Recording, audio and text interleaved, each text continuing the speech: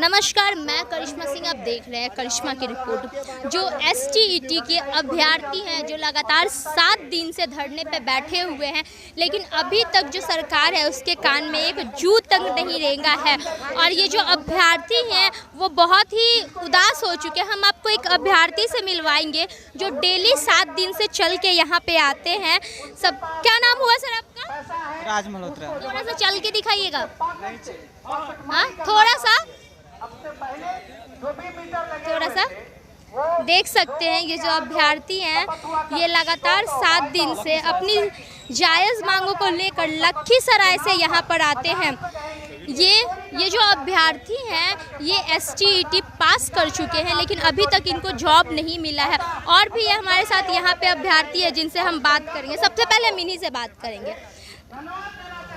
सबसे पहले आप बताइए, आपका नाम क्या होगा? राज मल्होत्रा नाम है मैम। हाँ, कहाँ से आते हैं आप? लखीसराय डिस्ट्रिक्ट से। लखीसराय से आप डेली यहाँ पे आते हैं? नहीं, अभी हम डेली नहीं आ रहे हैं। हम हाँ। यहीं पे इस लड़ाई की वजह से हम यहीं पे रुके हुए हैं। एक रूम लेकर रुके हुए हैं। अच्छा जी, पटना में रुक गए हैं क्योंकि डेली आना जाना संभव नहीं है। आपके साथ इतनी समस्या है फिर भी आप डेली यहाँ धरना स्थल पे पहुँच रहे हैं। देखिए मैम, समस्या तो है लेकिन फिर भी सरकार सुन कहाँ रही है।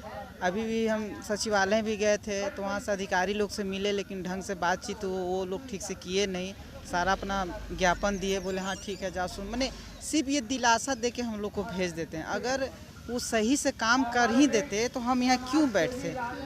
आने में कष्ट है, पैसे की दिक्कत है। हम लोग तो बस छोटी सी मांग करें कि ये गजट का पालन हो जाए और जल्द से जल्द नोटिफिकेशन निकल जाए। वरना किसको जरूरी है धूप में गर्मी में। आज तो मुझे लग रहा है कि तबीयत भी अब बिगड़ने वाली है, क्योंकि लगातार आज हम लोग का 7वां दिन है और 7वें दिन से पड़े हुए हम सब।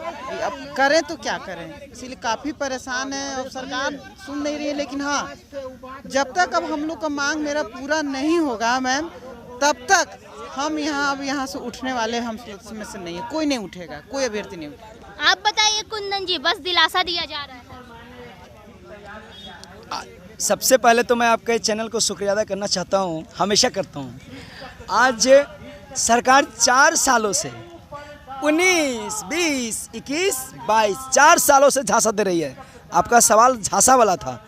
और हमारी टीम जब सचिवालय जाती है तो वहाँ पे अनसुनी कर देती है सरकार। बताइए कहाँ का न्याय है सरकार का? न्याय कहाँ का है बताइए? हमारे अभ्यर्थी PMCH में एडमिटेड है। हमारा एक अमोद किंदवर जो PMCH में वैशाली के अभी भी एडमिट है। कोई डेलीगेशन टीम देखने नहीं गई है। क्यों एडमिट है? क्यों एडमिट है? हाँ, धरना स्थल पर अचानक उसकी तबीयत खराब होने का किसी का दुख है। किसी आप भी खराब हो सकता, आपका भी तबीयत खराब हो सकता है, मेरा भी हो सकता है, किसी का भी तबीयत बिगड़ सकता है। और बिगड़ गई तबीयत और सरकार आज तक न शिक्षा विभाग का और न शिक्षा मंत्री का डेलीगेशन टीम देखने आई। मैं शिक्षा मंत्री से सवाल पूछता हूँ, हम शिक्षा विभाग से सवाल पूछते हैं कि अगर आपके बेटा के साथ, आपके परिवार के साथ अगर ऐसा होता तो आप आते कि नहीं, PMCH जाते कि नहीं? आप भाई यही सोचते हैं कि बिहार के अभ्यर्थियों को जाने दो। ये दीपक कुमार जी सुनते नहीं है, चाहे कोई भी अभ्यर्थी जाए, ऐसा नहीं कहते हैं। स्टेट के नाम से जलन है तो स्टेट का परीक्षा क्यों लिए? आपको स्टेट का न्याय देना होगा। आपको भाई भाई में जो लड़ा रहे हैं आज, मेरिट नॉट मेरिट तो बोल रहे हैं, मार्क्स तो एकेडमिक आपको क्लियर करना होगा। चयन प्रक्रिया आपको क्लियर करना होगा। अब आपको चयन प्रक्रिया अगर क्लियर नहीं करिएगा तो हम लोग रोड पे उतरे हुए हैं और रोड पर उतरने के लिए तो बाध्य हैं। अब हम लोग सचिवालय उतरेंगे और सचिवालय में हम लोग सचिवालय घेरेंगे। अल्टीमेटम दे रहे हैं हम लोग। इसलिए विनती करते हैं कि हम लोग को जल्द से जल्द हम लोग की पुकार सुने। और अब हम डरने वाले नहीं हैं। अब आर पार की लड़ाई है साथियों। 29 तारीख को आइए, अंतिम लड़ाई है 29 को। और अंतिम लड़ाई माने विधानमंडल की अंतिम लड़ाई। उसके बाद विधानमंडल सत्र खत्म हो जाएगा, चलता रहेगा। विधानमंडल अंतिम सत्र में हम लोग आर पार की लड़ाई लड़ेंगे। समर्थन में कोई आए हैं कि नहीं आए हैं? देख ही रहे हैं मैम, आप डेली न्यूज लेते हैं। संदीप सौरभ सुने आज आए थे। संदीप सौरभ जी आए थे, लेकिन यशवी यादव कहते हैं कि आओ सरकार बनाइए ना। उनको वो भी कहते हैं कि सरकार हमें नहीं बनाए हैं, आप विपक्ष में हमको रखें तो विपक्ष नियत ना काम करेंगे। न पक्ष सुन रही है और ना विपक्ष सुन रही है। पर विपक्ष को हक है कि वो रख सकते हैं, आपके मुद्दों को रख सकते हैं। अगर विपक्ष भी हमारी समर्थन नहीं करेगी और पक्ष भी नहीं, तो तीसरा विकल्प बिहार में देखेंगे अगला बार हम लोग आपको। और इसलिए निवेदन है साथियों, आइए प्लीज़ आप लोग 29 तारीख को ज़्यादा से ज़्यादा लोग आइए और कल भी आइए। कुछ सुषमा मैम बोलेंगे। आप बताइए, आप एक बेटी हैं, बोला जाता है कि शिक्षा का स्तर खासकर यहाँ बिहार में बहुत ज़्यादा ख़राब है, और अब आप एक बेटी हो के लगातार यहाँ पे बैठ रही हैं, 7 दिनों से बैठ रही हैं, और सरकार को थोड़ा सा भी शर्म नहीं है कि बेटियाँ लोग यहाँ पे आके धरने पे बैठे। आप 7 दिनों का बात कर रही हैं। हम लोग 4 साल से रोड पे ठोकर खा रहे हैं, डंडे खा रहे हैं, लाठियाँ खा रहे हैं, लेकिन सरकार को शर्म नाम की चीज़ नहीं है। सरकार जो है वो, मैं अब उनको क्या बोलूँ, हम लोग अपना मांग को लेकर के जाते हैं तो वहाँ भी हम लोगों को मतलब कि जो न कहिए वो सुनना पड़ता है। ए स्टेट के नाम से उन लोगों को घिन आ गया है। ऐसा लगता है कि जब भी जाओ शिक्षा मंत्री के पास जाओ तो वो भी उसी तरह का बात बोलते हैं, कोई भी आईएएस अधिकारी के पास जाइए तो वो भी इसी तरह का बात बोलते हैं। ऐसा लगता है कि पता नहीं ये स्टेट आखिर स्टेट 19 है क्या, क्यों एग्जाम लिए 4 साल से बरगला रहे हैं। अब क्या 4 साल हो गए, अभी तक कोई सुनवाई नहीं हुआ है, तो क्या 40 साल में नौकरी देंगे, कब देंगे ये? आप बताइए सुशील जी, क्या लगता है 7 दिन से बस तो आप लोग यहाँ पे बैठे हैं? जी, हमारा अनिश्चितकालीन आंदोलन है और 7वां दिन है हमारा। गवर्नमेंट से देखिए, हम डाटा वाटा के चक्कर में नहीं पड़ते हैं। हम गवर्नमेंट से एकदम सीधा सा मांग करते हैं कि आप संपूर्ण बहाली कीजिए।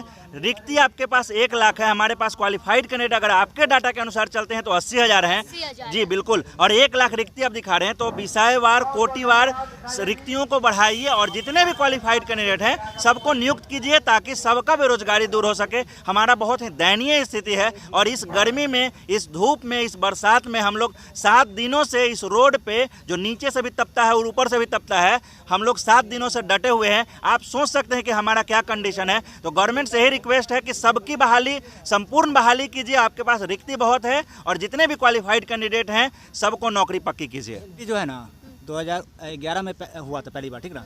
अभी तक जितना भी एसटीटी हो रहा है सब ऑफलाइन हुआ। 8 साल के बाद 2019 में पहली बार एग्जाम हुआ। और जानती हैं, माध्यमिक स्कूल का और उच्च माध्यमिक का जो पीटीआर रेशियो है 100:1 है। मतलब जो प्राथमिक टीचर है का जो रेशियो है उसके कंपैरिजन में ये जो एसटीटी का जो रेशियो है उच्च माध्यमिक और माध्यमिक का एकदम पुअर है। मतलब शर्म लगता है, मतलब कि आप 100 बच्चों पे 1 टीचर है, ये स्थिति है। फिर भी सरकार जो है जागरूक नहीं है और हम लोग फ्रस्ट्रेटेड है 3 साल से ना। यहाँ पे जो अभ्यर्थी हैं वो बोल रहे हैं कि 4 सालों से हम लोग फ्रस्ट्रेट हो गए हैं, और लेकिन सरकार के कान में ना तो जू रेंग रहा है और सरकार लगता है कुंभकर्ण के नींद में सो गई है।